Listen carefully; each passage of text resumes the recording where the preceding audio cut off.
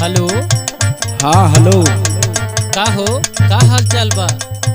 हाल चाल ठीक बा। तोहके कुछ बुझात हो कि ना? का हो? 1 साल से जाके वहीं तू बम्बई पड़ल हुआ। यहाँ का हमरे ऊपर बीतत है, कुछ समझ में ना आवत है। अरे समझ में आए कि पगली का करी, कमाब ना त का लोगन खावा, बोला। पहले हमार बात सुना। सुनावा। टप टप छुए रवनिया रजऊ भीगे तानवा ना भीगे मोर जवनिया रजऊ। भीगे तानवा ना भीगे मोर जवनिया रजऊ। भीगे तानवा ना भीगे मोर जवनिया रजऊ। हे जवनिया रजऊ, हे जवनिया रजऊ भीगे तानवा ना भीगे मोर जवनिया रजऊ। भीगे तानवा ना भीगे मोर जवनिया रजऊ। भीगे तानवा ना भीगे मोर जवनिया रजऊ। हरे टप टप चुवे ला टूटही मड़ैया। अच्छा। हरे टप टप चुवे ला टूटही मड़ैया। हरे टूट बदन बाड़ी उठे अंगड़ैया। हर दिन प दिन बाढ़ पारे सनिया रजऊ भीगे तानवा ना भीगे मोर जवनिया रजऊ। भीगे तानवा ना भीगे मोर जवनिया रजऊ। भीगे तानवा ना भीगे मोर जवनिया रजऊ।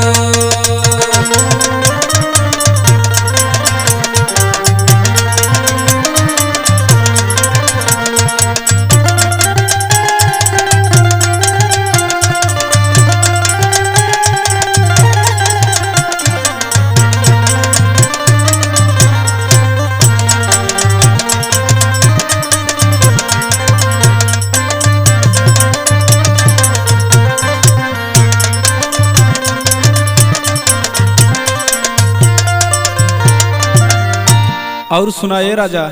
सुनावा हो। हरे चढ़ली जवानी में रही हम अकेला। हरे चढ़ली जवानी में रही हम अकेला। हरे टोला पड़ोसी में सब माजा मर लेला।